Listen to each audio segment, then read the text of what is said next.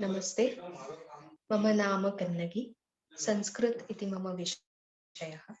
मेरा आज का विषय है नृत्य में हस्ताभिनय। सर्वप्रथम हम देखेंगे नृत्य किसे कहते हैं।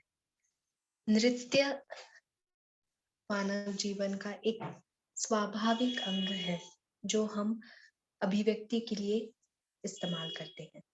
कलाकार द्वारा सर्जित अंगहार, दृष्टि विक्षेप, स्थानक तथा अभिनय द्वारा निर्मित एक प्रवाह है। असंख्य रेखाओं का, आकारों का एक ओजपूर्ण सामंजस्य है जो भौतिक को पार करता है, बौद्धिक के परे जाता है और हमें आध्यात्मिक बनाता है। एक बहुविध आकार, शिल्प, चित्र का श्रृंखला जो एकत्रित रूप से अभिव्यक्त होता है, उसे हम नृत्य कहते हैं। जैसे हम कोई भाषा सीखते हैं तो सर्वप्रथम हम उसकी वर्णमाला सीखते हैं। तो नृत्य सीखने के लिए भी उसकी वर्णमाला को सीखना अनिवार्य है। पहले हम देखेंगे कि नृत्य के दो प्रकार माने गए हैं। एक है नृत्य और दूसरा है नृत्य। तो नृत्य हम कहेंगे भावाभिनयहीनम नृत्य मित्यभिधीयते, जो कि अभिनय दर्पण में कहा गया है। भाव तथा अभिनय से रहित जो नृत्य है उसको हम एब्स्ट्रैक्ट या प्योर डांस भी कहते हैं। तो भाव भी नहीं है और अभिनय भी नहीं है, तो यानी इसमें है क्या। तो हम देखेंगे कि जैसे चित्रकार होता है, वो अपने कैनवस पे अलग अलग रेखाओं से एक सुंदर आकार बनाता है, जिसका कोई डायरेक्ट मतलब तो नहीं निकलता, लेकिन वो अपने आप में एक सुंदर अभिव्यक्ति का प्रतीक होता है। उसी प्रकार नृत्य भी एक आयाम में सुंदर चित्र का संचार होता है। आगे हम बढ़ते हैं नृत्य की ओर। नृत्य है जो रस तथा भाव से युक्त है, जिसमें हम कोई कहानी बताते हैं, कोई घटना हम व्यक्त करते हैं, जिसमें भाव होता है तथा अभिनय भी होता है। अब इन दोनों को व्यक्त करने के लिए हमें सबसे महत्वपूर्ण जो स्थानक या सबसे महत्वपूर्ण जो वर्ण लगते हैं, उसको हम कहते हैं हस्त। हस्त यानी जो हाथों के द्वारा किया जाता है, यानी इतने ही भाग के द्वारा, जो मुख्यतः माने गए हैं तीन प्रकार के: संयुक्त हस्त, असंयुक्त हस्त तथा नृत्त हस्त।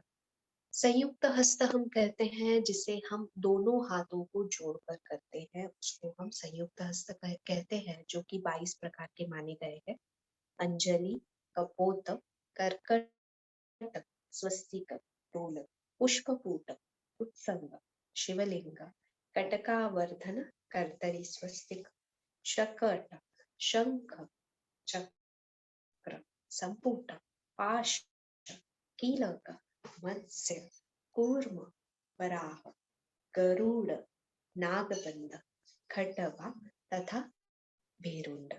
तो दोनों हाथों को जोड़कर किया जाता है, उसे हम कहते हैं संयुक्त हस्त। अगला है असंयुक्त हस्त, जो अलग अलग किए जाते हैं, यानी एक ही हाथ से भी कर सकते हैं, जो कि 28 माने गए हैं: पताक, त्रिपताक, अर्धपताक, कर्तरीमुख, मयूर, अर्धचंद्र, हराळ, शुकतुंड, मुष्टि, शिखर, कपित्य, कटकामुख, कटकामुख, कटकामुख, सूची, चंद्रकला, पद्मकोश, सर्पशीर्ष, मृगशीर्ष, सिंहमुख, कांगुल्य, अलपत, चतुर, भ्रमर, हंसास्य, हंसपक्ष, संदंश, मुकुल, ताम्रचूड़, त्रिशूल। तो ये हो गए हमारे असंयुक्त हस्त। तो जैसे हम भाषा की प्रक्रिया हमने देखी कि सर्वप्रथम वर्ण होते हैं, वर्णों से शब्द बनता है, शब्दों से वाक्य बनता है तथा प्रवाह चलता रहता है। उसी प्रकार हम इनको अगर एक वर्ण के रूप में देखें तो इनसे हमें शब्द बना। तो जैसे हम पताक हस्त का विनियोग अगर देखें तो नाट्यारंभे वारिवाहे वने वस्तु निषेधने कुचस्थले निशायां च नद्यां अमर मंडले। तो यानी मैंने सिर्फ पताका हस्त से कितनी सारी बातें बताई कि नाट्यारंभे, नाट्य के आरंभ में, वारी वाहे यानी बादल घिरा है, वारी यानी पानी, वाहे यानी उसको वहन करता हुआ लेके जाता है, तो यानी बादल, वारी वाहे, वने, वन यानी जंगल, वस्तु निषेध। अगर हमें बताना है कि इसको हम नहीं चाहते या इस वस्तु का हम निषेध कर, वस्तु निषेधने, कुचस्थले यानी मन, निशायां च नद्यां यानी नदी। अब ये हो गए एक शब्द। अब इन शब्दों को जोड़ के एक वाक्य बनता है, एक कहानी बनती है। तो अगर नृत्यकार अपने हस्त के माध्यम से कहानी दिखा रहा है तो कैसे दिखा सकता है कि पानी, उसमें सुंदर पुष्प और ये भ्रमण। तो पानी हमने दिखाया पताका हस्त से, कमल हमने दिखाया पुष्पक से, अल पद्म से फिर से कमल दिखाया और उसमें भवरा।